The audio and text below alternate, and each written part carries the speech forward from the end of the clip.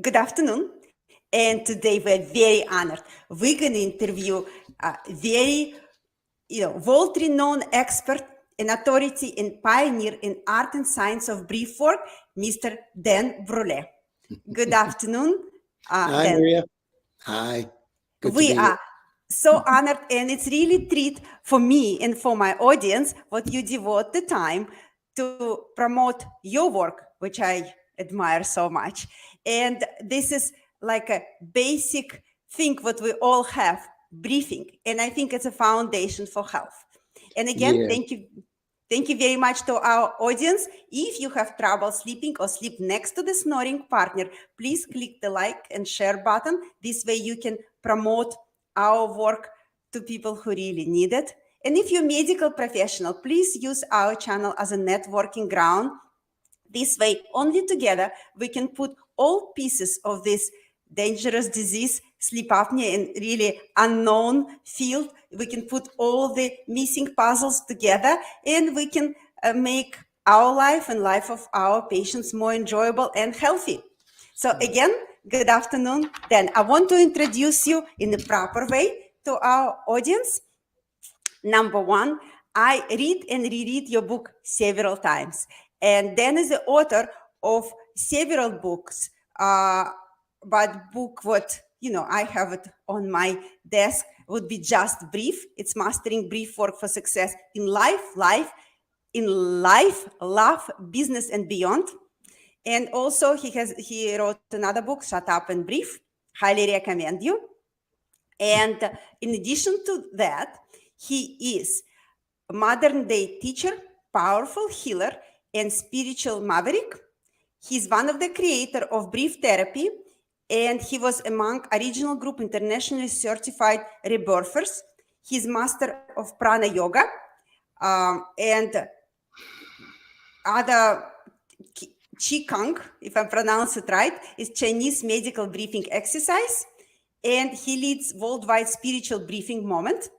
He coach, train, and certifies brief work, and he does it from 1970. He traveled 67 countries, and he taught briefing to 250,000 people. And he used breath for personal growth and professional development, emotional and mental state management, creativity, peak performance, self-healing, and spiritual awakening. And I want to talk about your life, Dan. I'm so impressed with your bio, what you train as Olympic athlete, Navy SEAL, and you train a lot of people. Like I know you did it yourself, and you train a lot of people who perform so highly in the field of sport and military operations, and you also coaches leading medical experts, psychotherapists, yoga teachers, fitness guru, life coaches, and celebrities, including Tony Robbins, who gave such a nice introduction to the book I just finished over and over again. I just finished again. My first question to you would be, tell us about your life and what inspired you on your pathway to write the book. Well, I'm a missionary for the breath.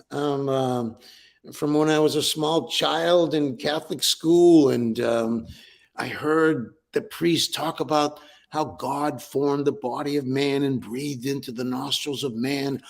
Wow, I mean, I was so lit up by that idea that God is breathing into us. Wow, why isn't everybody excited? And I had several near drowning experiences. My first job was as an x-ray technician, and a chest x-ray is one of the easiest x-rays to take. And so when you take a chest x-ray, tell the person, take in a deep breath, hold it, and then click. And so I was watching them very carefully, and it was as if the breath just started speaking to me. What a person did, what they went through to take a deep breath, the expression on their face.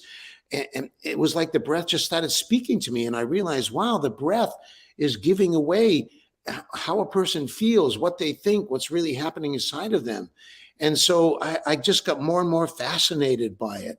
And very powerful people I met, I noticed that their breathing was more elegant. It was more balanced.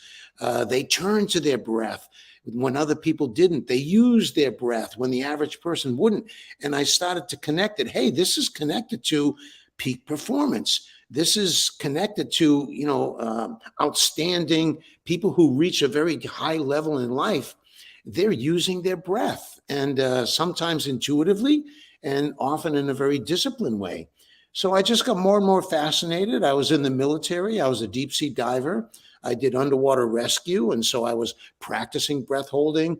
I was treating people for decompression sickness and drowning and so on.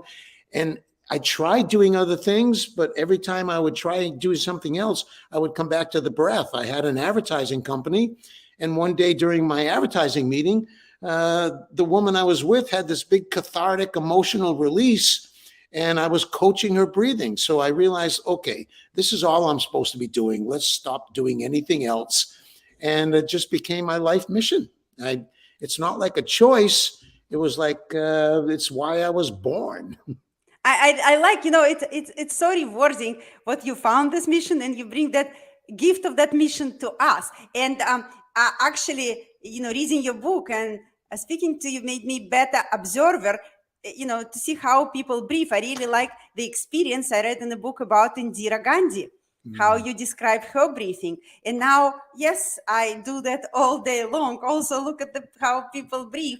And a lot of people, they come to me and they have a trouble sleeping, but actually it's trouble breathing. That's why they have a trouble sleeping.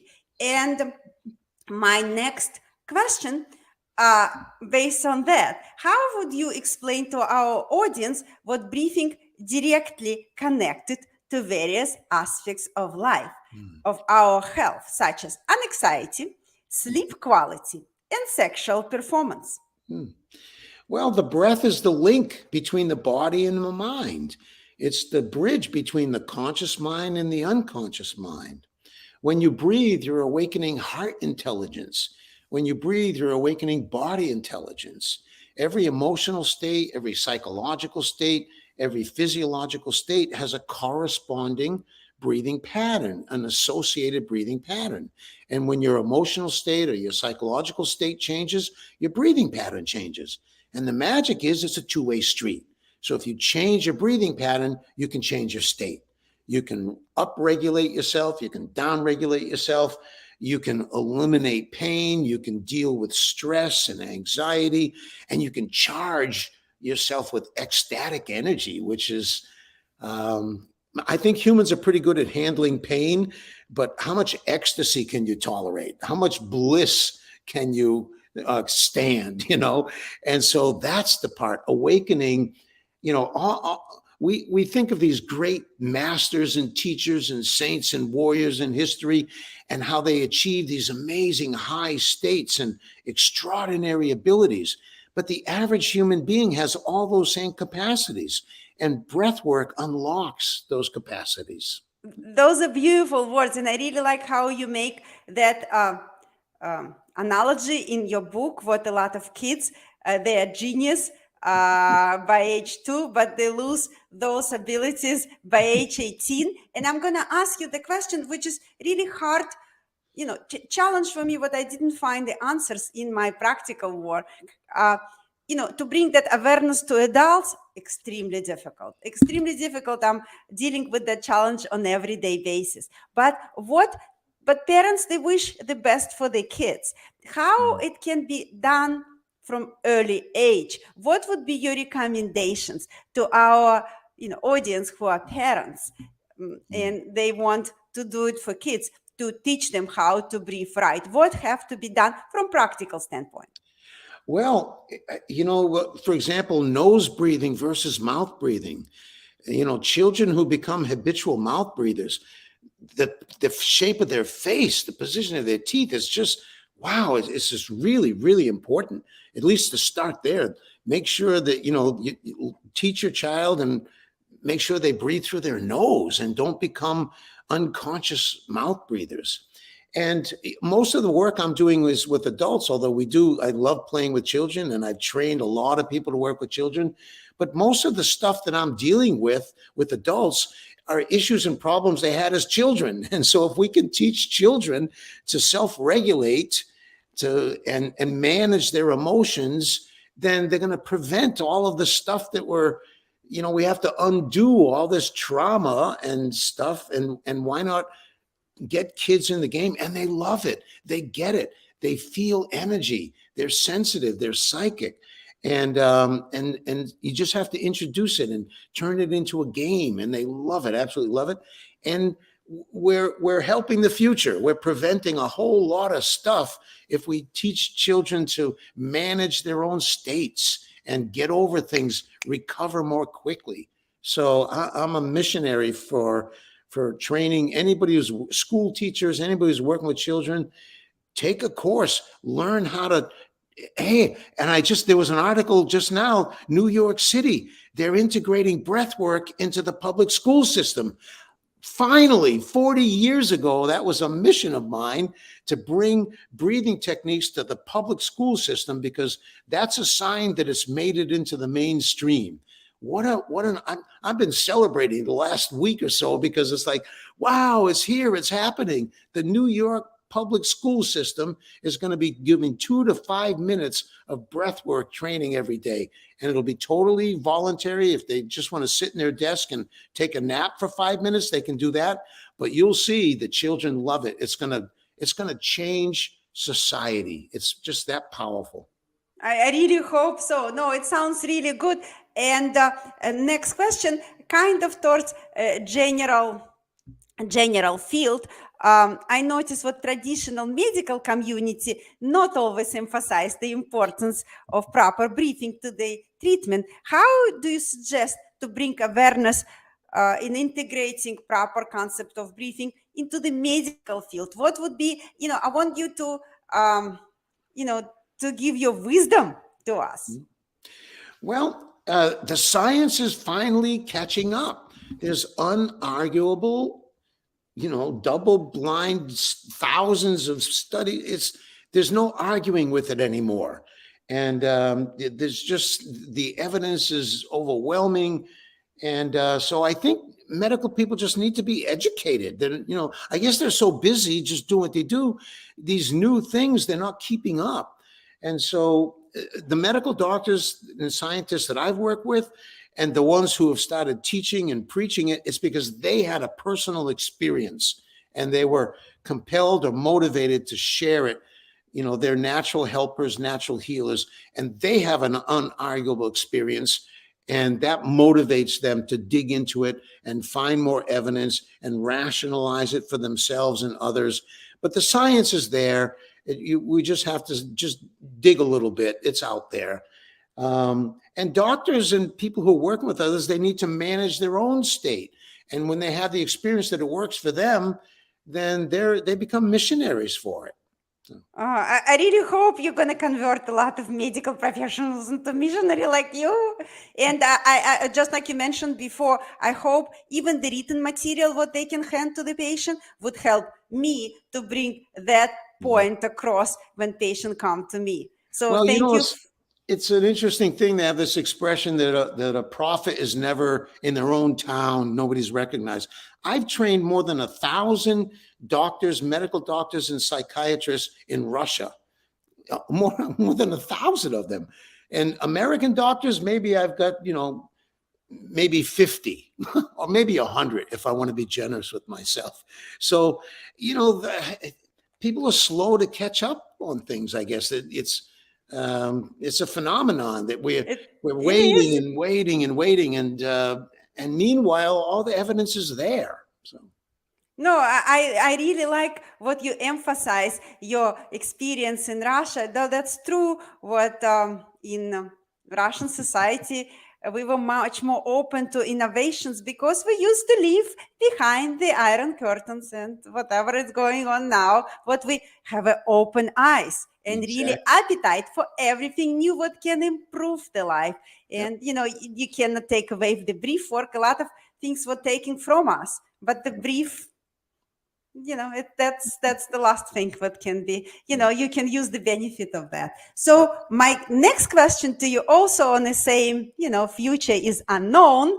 and we don't know what's going to happen, but many people unaware what proper breathing can improve the intuition. And I know you mentioned a lot in your book. And now we live in such a brittle, unpredictable world. But could you explain the relationship between breath and intuition, and what practice or exercise for enhancing intuition you can offer to our audience? Yeah.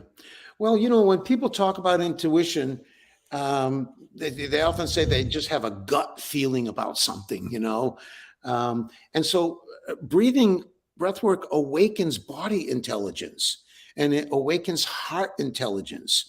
And when you combine that with mind intelligence, that is intuition. And so, if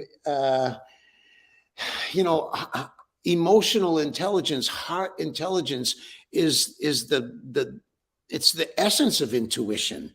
And so many people are just in their head all the time, and they don't wake up the brain in their gut, and they don't wake up the brain in their heart. But that's what breath work does automatically. And so it comes with the territory. People who practice breath work naturally become more and more intuitive. It just comes with the game.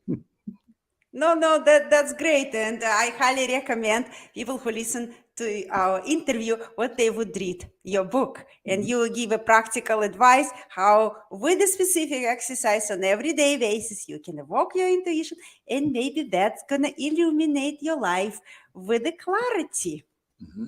Yeah.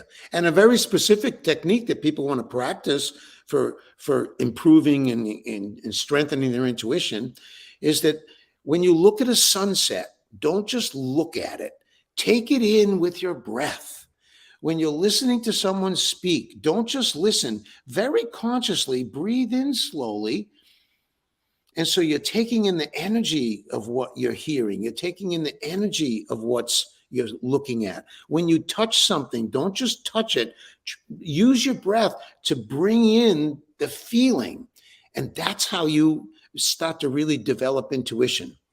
And so, and you can get a good sense of it, if I practice a certain way of breathing and I choose to breathe a certain way, and how I consciously choose to breathe is exactly in line with how my body or nature would have me breathe in that moment. I had just locked into my intuition. I can have a felt sense of intuition because I am consciously choosing to breathe as nature or my body would have me breathe. And so you can have a felt sense of your intuition.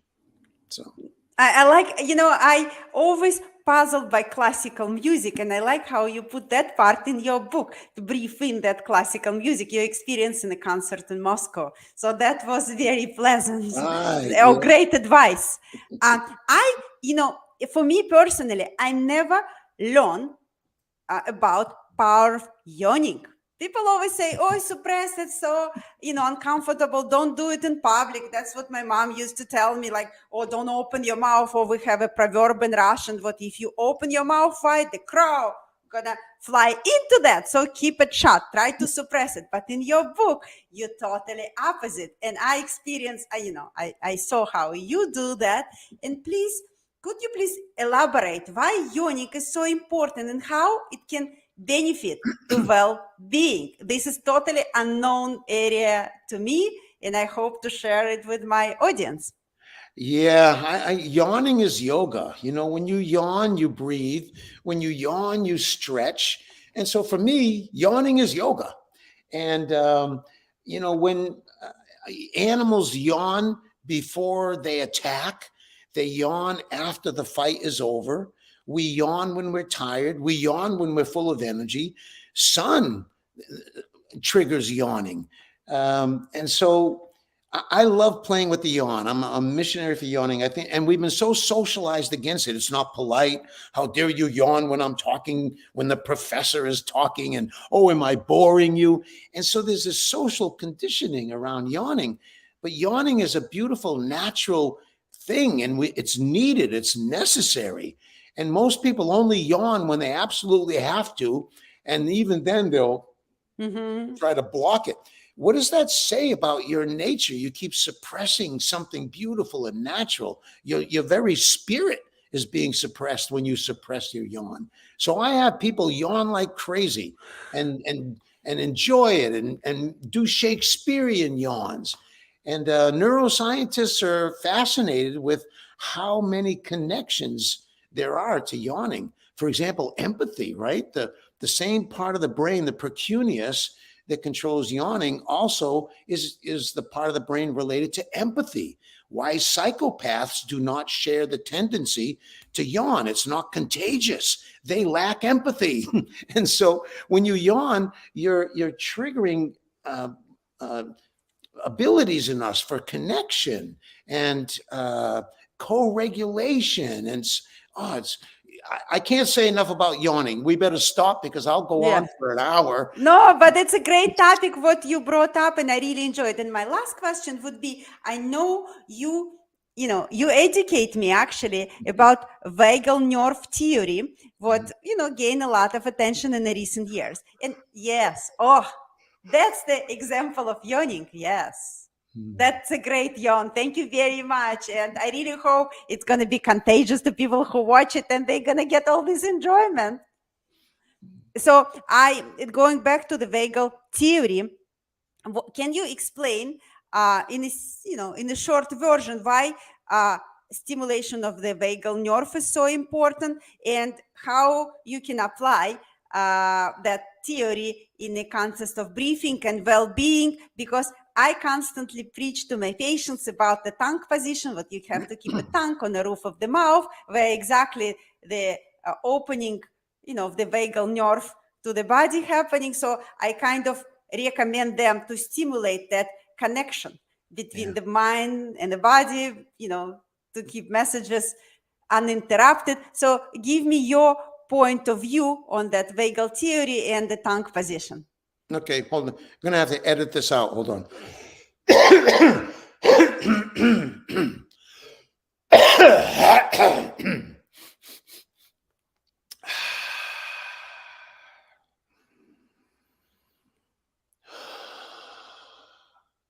Yeah, I'm fascinated by this Stephen Porges polyvagal theory and the vagus nerve. It's just fascinating. I saw someone had dissected, I saw on YouTube one time, someone had dissected the vagus nerve, and I saw it laying on this table, and it looked like an alien creature.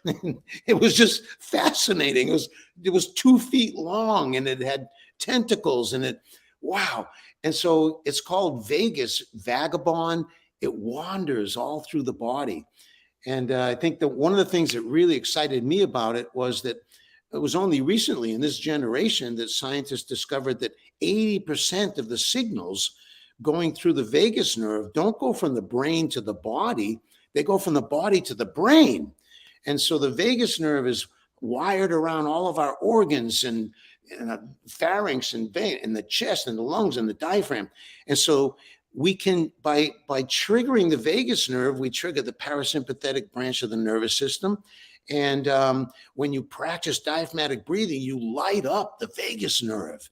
And so I'm just fascinated by the vagus nerve and how we can use it, not just for the parasympathetic activating of the parasympathetic branch, but co-regulation and connection between humans, and the socialization process is linked to the vagus nerve. How do we go from a cold-blooded asocial reptile to a warm-blooded social mammal? Something dramatic had to happen biologically, neurologically, had to happen. And it was a repurposing of the nervous system and towards become socialized, sociality, and heart connections between humans. So I'm fascinated with the research in the vagus nerve. And when you do, there's a yoga technique where you kind of create a Darth Vader sound and you breathe with your diaphragm. That lights up the vagus nerve. It stimulates it, it activates it. So many ancient intuitive practices can now be understood through the science of the study of the vagus nerve. Very cool.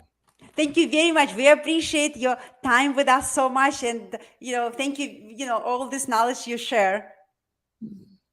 My pleasure.